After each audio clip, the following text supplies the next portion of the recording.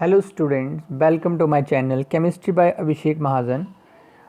आज हम जो टॉपिक करने जा रहे हैं वो है हमारा चैप्टर 5 सरफेस केमिस्ट्री, जिसमें आज हम एडजॉर्प्शन और उसकी क्लासिफिकेशन के बारे में पढ़ने वाले हैं और कुछ उस चैप्टर की इंट्रो करने वाले हैं। सबसे पहले सरफेस केमिस्ट्री होती क्या है? Surface chemistry deals with phenomena that occur at the surfaces or interfaces। surfaces समझ सकते हैं, जिस कोई भी सरफेस किसी भी ऑब्जेक्ट का सरफेस होता है जिसके ऊपर हम स्टडी करते हैं इसे, या फिर इंटरफेसेस वो दो जो सरफेसेस होते हैं उसके बीच उनकी जो इंट्रैक्शन होती है। ठीक है, द इंटरफेस और surface is represented by separating the bulk phases by hyphen और स्लैश। यहाँ हम जो इंटरफेस होता है दो सरफेसेस को सेपरेट करने के लिए हाइफन या स्लैश का यूज़ करते हैं। फॉर एग्जांपल, जैसे the interface between a solid and a gas may be represented by, देख सकते हो आप, सॉलिड हाइफन गैस और सॉलिड ऑब्लिक गैस, जिसको स्लैश भी बोलते हैं हम। Due to complete miscibility there is no interface between gases. ये तो आपको पता है क्योंकि गैसेज दिखाई नहीं देती और वो एक दूसरे के साथ कम्प्लीटली मिसिबल होती हैं, जिसकी वजह से वहाँ कोई इंटरफेस एग्जिस्ट नहीं करता। उसके बाद आता है एडजॉर्प्शन क्या होती है? The accumulation of molecular species at the surface rather than in the bulk of a solid or liquid is termed as adsorption। Accumulation होता है कि मतलब एक इंट्रैक्शन शुरू होती है दो सरफेसेस के बीच में, जिसकी वजह से ये प्रोसेस टेक्स प्लेस करती है। अब ये यहाँ जो स्पीसीज़ होती है, मॉलिक्यूलर स्पीसीज़, वो उन सॉलिड और लिक्विड के बल्क के बीच में नहीं होती, ओके, बल्कि वो जो इंटरफेस जहाँ इंट्रैक्शन होनी होती है वहाँ प्रेजेंट होती हैं। यानी कि the molecular species of substance which concentrate और accumulates at the surfaces termed as adsorbate and the material on the surface which the adsorption takes place is called adsorbent। वो सरफेस जिसके ऊपर ये सारी प्रोसेस होती है उसको बोलते हैं एडजॉर्बेंट, और वो जो पार्टिकल जो इकट्ठे होते हैं एक इंटरफेस पे उसको बोलते हैं adsorbate. Adsorption is essentially a surface phenomenon. Solids particularly in finally divided state have large surface area. आपको पता है सॉलिड का लार्ज सरफेस एरिया होता है, and therefore charcoal, silica gel, alumina gel हो गया, क्ले हो गए, कोलॉइड्स हो गए, मेटल्स हो गए, इन फाइनली डिवाइडेड स्टेट्स एट्सेट्रा, ये सारे के सारे क्या हैं? गुड एडजॉर्बेंट का काम करते हैं, क्योंकि इनका सरफेस एरिया ज़्यादा होता है। तो अगर सरफेस एरिया ज़्यादा होगा तो एडजॉर्प्शन भी वो ज़्यादा होती है। एडजॉर्प्शन एक्शन, फर्स्ट आप देख सकते हो, इफ़ अ गैस लाइक जैसे ऑक्सीजन है, हाइड्रोजन है, कार्बन मोनोऑक्साइड है, क्लोरीन है, अमोनिया गैस है, सल्फर डाइऑक्साइड गैस है, is taken in A close vessel containing powder charcoal, it is observe that the pressure of the gas in the enclose vessel decrease. वो decrease कर जाता है, क्यों?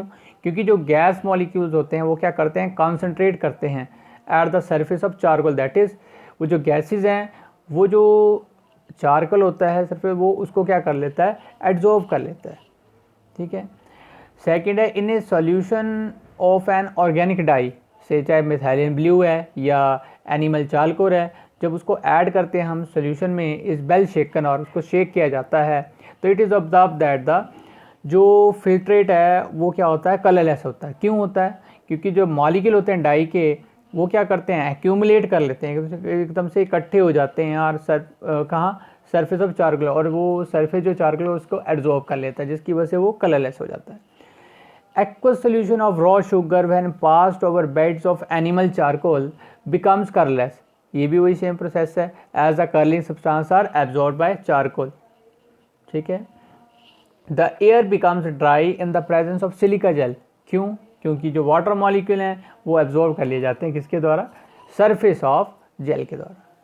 ठीक है। उसके आते हैं डिजॉर्प्शन। डिजॉर्प्शन एब्जॉर्प्शन का उल्टा, the process of removing an adsorb substance. ये जो एड्जॉर्ब सब्सटेंस है उसको रिमूव करने की process from a surface on which, जहाँ वो एड्जॉर्ब हुआ था उसी सरफेस से उसको रिमूव करना है, तो उस प्रोसेस को हम बोलेंगे डिजॉर्प्शन। अब आता है डिफरेंस बिटवीन एड्जॉर्प्शन और एब्जॉर्प्शन में डिफरेंस क्या होता है? दोनों मिलती मिलती टर्म है, सिर्फ स्पेलिंग में चेंज है, एक में डी है एक में बी है। ठीक है। तो सबसे पहले एब्जॉर्प्शन क्या होता है? It is the process by which atom, molecules और ions enter in the process. ये एक प्रोसेस है जिसकी वजह से एटम, मॉलिक्यूल और आयन जो वो बल्क में एंटर करते हैं। और एब्जॉर्प्शन क्या होती है? ये एक प्रोसेस है the accumulation of molecular species at the surface surface पर इकट्ठे होने की प्रोसेस है, सरफेस के बल्क के अंदर नहीं, ठीक। एब्जॉर्प्शन जो है वो it is a bulk phenomenon, और दूसरा जो है वो it is a surface phenomenon. Absorption जो है वो एंडोथर्मिक प्रोसेस है, क्यों? क्योंकि अंदर होती प्रोसेस, तो हीट क्या एब्जॉर्ब कर ली जाती है, और एक्सोथर्मिक रिलीज होती है, इसलिए एक्सोथर्मिक प्रोसेस होती है एब्जॉर्प्शन, ठीक। एब्जॉर्प्शन क्या होता है? It is same through out the material, पूरे के पूरे मटेरियल में सेम रहती है इसकी।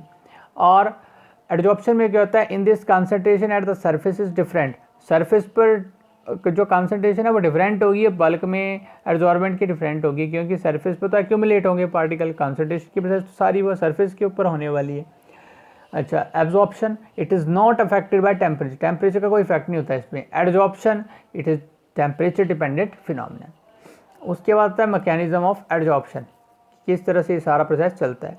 आपको पता है जो एब्जॉर्प्शन है वो कैसे होती है? Absorption arises due to the fact that the surface particle of the absorbent, जो सरफेस पार्टिकल होते हैं किसके? एब्जॉर्बेंट के, जहाँ एब्जॉर्प्शन की प्रोसेस होने वाली है, are not in the same environment as a particle inside the bulk, bulk के अंदर जो पार्टिकल होते हैं उसके साथ और जो बाहर के पार्टिकल हैं सरफेस पर, उनका जो एनवायरनमेंट सेम नहीं होता।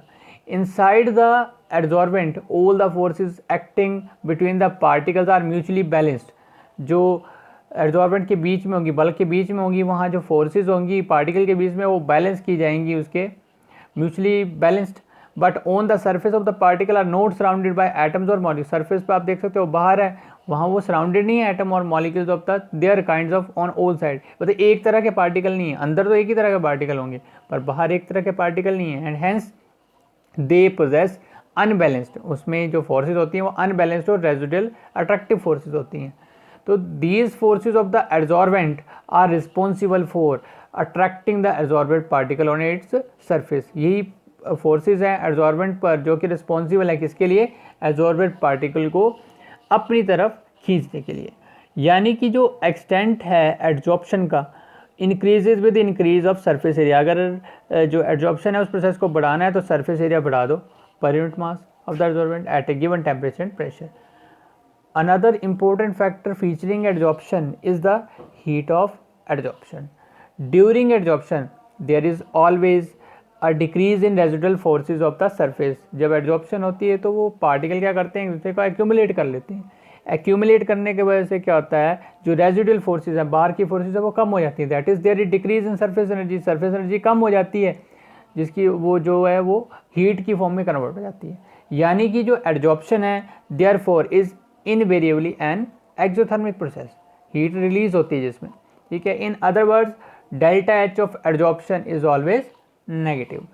When a gas is absorbed तो क्या होता है? जो फ्रीडम होती है, the freedom of movement of its molecules become restricted, जो मॉलिक्यूल की मूवमेंट है उसको रिस्ट्रिक्ट कर दिया जाता है। यानी कि this amounts to decrease in the entropy of gas after absorption. Entropy क्या होती है? डिग्री ऑफ फ्रीडमनेस या डिग्री ऑफ रैंडमनेस, तो वो इस केस में क्या करती है? डिक्रीज करती है, यानी कि जो डेल्टा एस है वो नेगेटिव हो जाता है। तो एब्जॉर्प्शन इज दस accompanied by decrease in enthalpy, यानी कि हम बोल सकते हैं एब्जॉर्प्शन में क्या होता है? एंथैल्पी की डिक्रीज होती है और एंट्रोपी भी जो सिस्टम का वो डिक्रीज करता है। उसके बाद आते हैं टाइप्स ऑफ एब्जॉर्प्शन पर। There are mainly two types of absorption of gases on solids.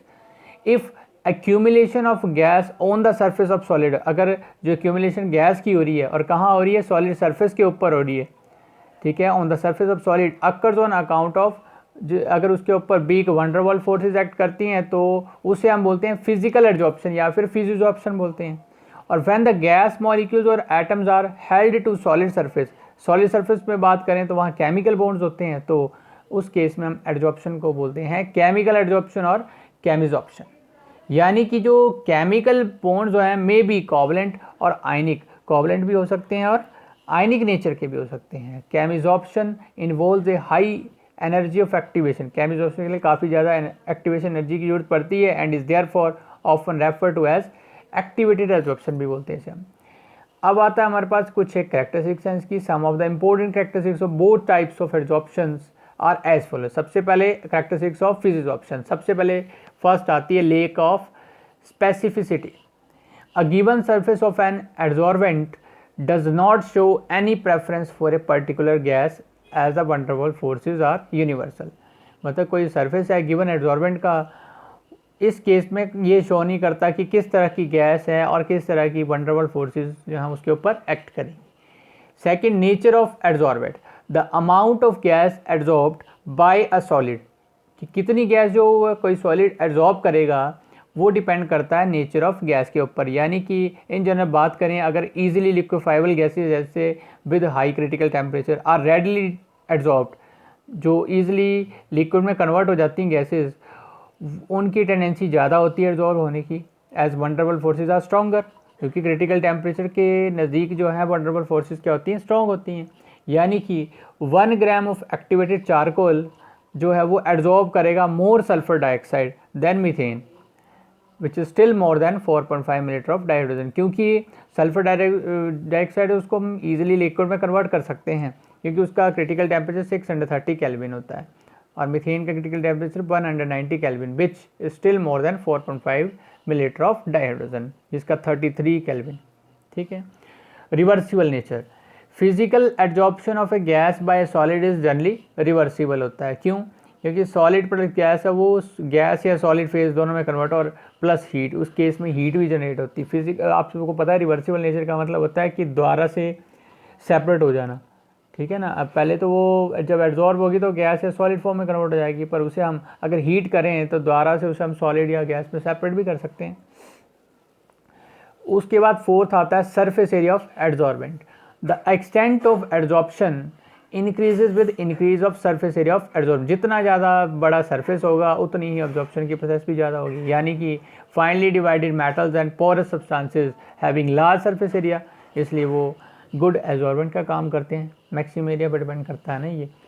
Fifth है enthalpy of absorption, no doubt physical absorption is an exothermic process, ये हम पढ़ चुके हैं, but its enthalpy of absorption is quite low. कितनी होती है? 20 to 40 kilojoule पर मोल तक होती है।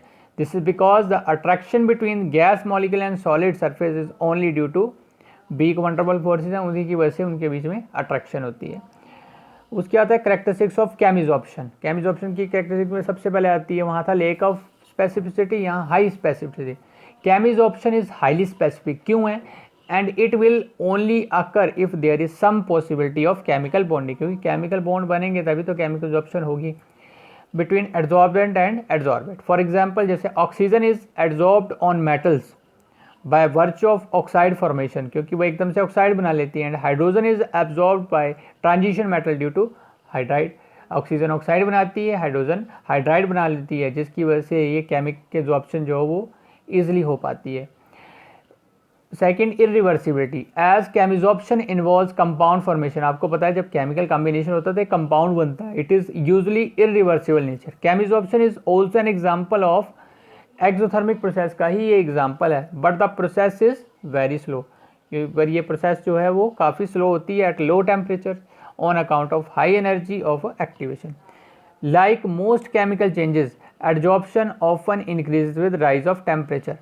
टेम्परेचर राइज करे तो ये भी प्रोसेस राइज करती है। Physisorption of gas absorbed at low temperature मे चेंज इनटू केमिजॉर्प्शन एट, अगर लो टेम्परेचर पर तो फिजिजॉर्प्शन है गैस की, अगर हाई टेम्परेचर पर हो जाए तो वो केमिजॉर्प्शन बन जाती है। Usually high pressure is also favourable for chemisorption. उसके बाद आता है surface area. Like physical absorption, chemisorption भी इंक्रीज करती है अगर जो सरफेस एरिया है एब्जॉर्बेंट का उसको बढ़ा दिया जाए। एंथैल्पी ऑफ एब्जॉर्प्शन की बात करें तो एंथैल्पी ऑफ केमिजॉर्प्शन की भी काफ़ी ज़्यादा होती है, 80 से 240 किलोजूल पर मोल तक होती है, as it involve chemical bond formation, क्योंकि इस केस में केमिकल बॉन्ड बनता है। अब आता है हमारे पास डिफरेंस बिटवीन फिजिजॉर्प्शन एंड केमिजॉर्प्शन। तो इसको हम दो कॉलम में डिवाइड करके स्टडी करेंगे, एक तरफ फिजिजॉर्प्शन, दूसरी तरफ केमिजॉर्प्शन। सबसे पहले अभी हमने जो ऊपर पढ़ा, low heat of absorption usually in the range of 20 to 40 kilojoule पर मोल, ये किसके लिए? फिजिजॉर्प्शन में। और केमिजॉर्प्शन में हमने पढ़ा कि 40 से ऑनवर्ड 400 किलोजूल, वैसे तो 80 से 240 अलग अलग रेंजेस होती हैं, मतलब इसकी रेंज ज़्यादा होती है।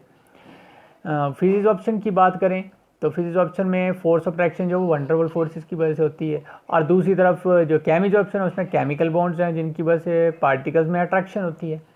फिजिजॉर्प्शन में it is usually takes place at low temperature, ये लो टेम्परेचर में होती है और डिक्रीज विद अगर टेम्परेचर इंक्रीज़ करे तो डिक्रीज़ करना शुरू कर देती है, और वहाँ टेम्परेचर बढ़े तो केमिजॉर्प्शन जो वो भी बढ़ना शुरू कर देती है। फिजिजॉर्प्शन रिवर्सिबल है, मतलब एक बार अगर आपने चेंज किया प्रोडक्ट बना दिया, प्रोडक्ट से आप रिएक्टेंट द्वारा से बना सकते हो, जबकि केमिजॉर्प्शन में ऐसा नहीं होता। अगर एक बार कंपाउंड बन गया तो उससे आप रिएक्टेंट जो द्वारा फॉर्म नहीं कर सकते। फिजिजॉर्प्शन फिफ्थ है, it is related to ease of liquefaction of gases, की जो लिक्विफाई हो जाएंगी गैसेस वहाँ ज़्यादा देखी जाती है। और केमिजॉर्प्शन जो है the extent of adsorption is generally not related to, इसमें कुछ लेना देना है लिक्विफिकेशन ऑफ गैस का। फिजिजॉर्प्शन जो है it is not very specific, क्योंकि इसमें लेक ऑफ स्पेसिफिसिटी होता है, जबकि केमिजॉर्प्शन हाईली स्पेसिफिक होती है क्योंकि it involves the formation of bond. ठीक, physisorption it forms multi molecular layers बनाती है फिजिजॉर्प्शन, जबकि केमिजॉर्प्शन जो है वो मोनोमॉलिकुलर लेयर्स बनाती है। फिजिजॉर्प्शन की बात करें, it does not require any activation energy, उसको एक्टिवेशन एनर्जी की प्रोसेस की जरूरत नहीं होती कि जिसकी वजह से प्रोसेस फॉलो कर पाए, जबकि केमिकल ऑप्शन आपको पता है एक्टिवेशन एनर्जी जब तक नहीं होगी तब तक रिएक्टेंट प्रोडक्ट में ही कन्वर्ट नहीं होगा, तो इसलिए एक्टिवेशन एनर्जी की वहाँ काफ़ी ज़्यादा ज़रूरत होती है। तो आज हमने इसमें कुछ एक इंट्रोडक्शन की टर्म पढ़ी, फिर एडजॉर्प्शन क्या होता है उसके बारे में स्टडी किया और उसकी क्लासिफिकेशन के बारे में किया। तो थैंक यू फॉर